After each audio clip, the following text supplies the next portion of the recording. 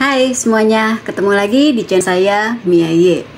Hari ini saya mau cerita lagi tentang etnis Tionghoa yang ada di Nusantara, yaitu tentang etnis Tionghoa yang ada di daerah Kalimantan Selatan.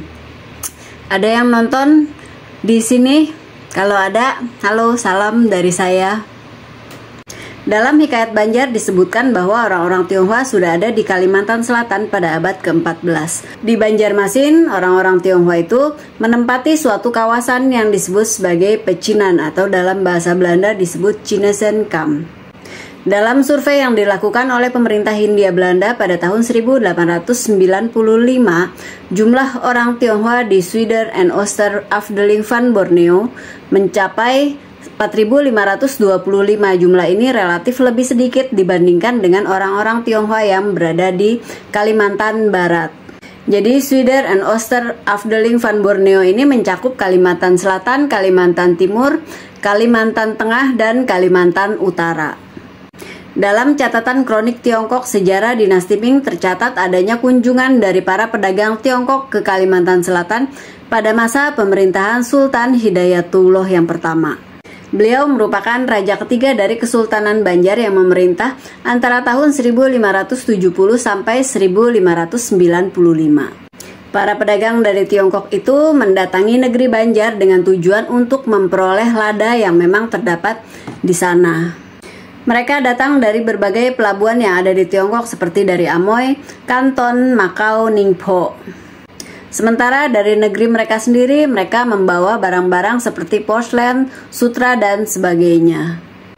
Begitu aktifnya perdagangan di negeri Banjar pada masa itu sehingga pada abad ke-18 Sungai Barito disebut sebagai Sungai Cina.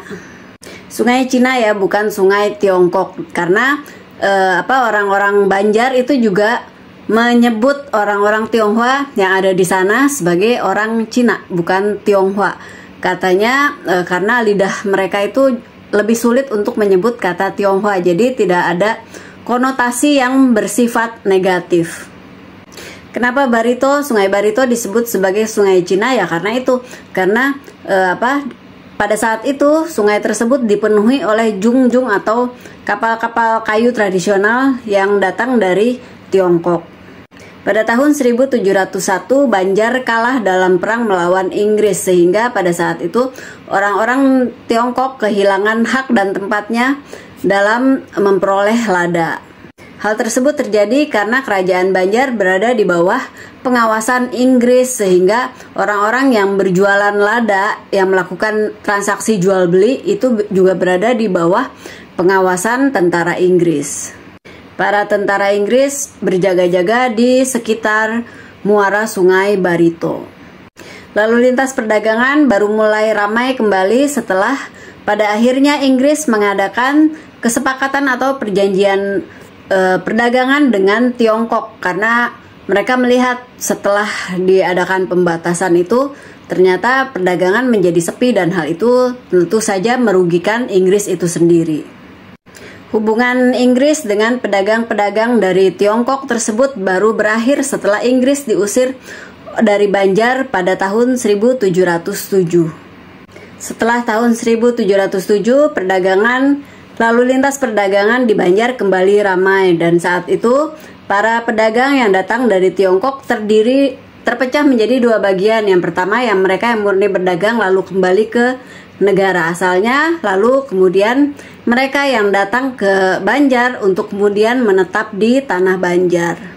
Mereka yang menetap biasanya banyak melakukan pernikahan dengan penduduk setempat. Lalu dalam catatan sejarah juga disebutkan sebelum tahun 1708 terdapat hanya sekitar 88 kepala keluarga dari etnis Tionghoa yang bermukim di Banjarmasin dan di Martapura, di Tatas dan di Kayutangi. Sementara sesudah tahun 1708 jumlah itu meningkat lebih banyak menjadi sekitar 200 kepala keluarga. Lambat laun orang-orang Tionghoa ini kemudian juga mampu berbahasa setempat.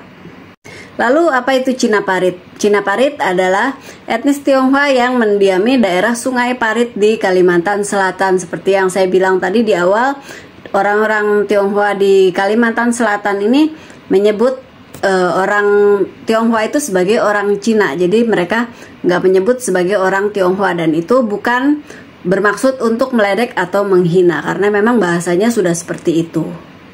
Jadi penamaan ini menurut Museum Lambung Mangkurat merupakan penamaan resmi yang ditujukan untuk menyebut etnis Tionghoa yang mendiami wilayah tersebut. Sementara di awal-awal masa kedatangannya ke Banjar, orang-orang Banjar menyebut orang-orang dari Tiongkok itu sebagai orang Cina.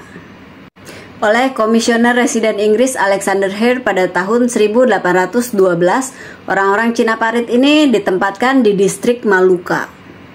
Sekitar tahun 1816 sampai 1817, Belanda kembali menduduki wilayah Banjarmasin. Pada saat itu, lalu lintas perdagangan dan segala peraturannya mulai berubah. Pemerintah Hindia Belanda mulai memberlakukan yang namanya pajak perdagangan. Mereka kemudian juga melakukan penggalian emas, dan mendatangkan para pekerja tambang yang berasal dari Pontianak. Pada tahun 1790 terdapat wilayah pemukiman pertama orang Cina Parit di Tanah Laut. Ini wilayah yang dibuka oleh pemerintah Hindia Belanda. Adanya penambangan emas ini membuat jumlah orang-orang Tionghoa yang berada di wilayah tersebut semakin hari semakin meningkat, dan mereka memiliki keuntungan yang cukup besar dengan pekerjaan sebagai penambang emas tersebut, sehingga orang-orang Cina yang datang hanya untuk menambang kemudian pulang kembali ke negeri leluhurnya dapat membawa keuntungan yang cukup besar. Sementara mereka yang memilih menetap akhirnya beranak pinak di tempat tersebut sampai sekarang. Kalau begitu, sekian dulu video saya hari ini. Semoga suka, semoga bermanfaat. Terima kasih buat teman-teman yang sudah menonton video ini dan selalu mendukung channel ini. Sampai ketemu lagi di video-video yang lainnya. Salam.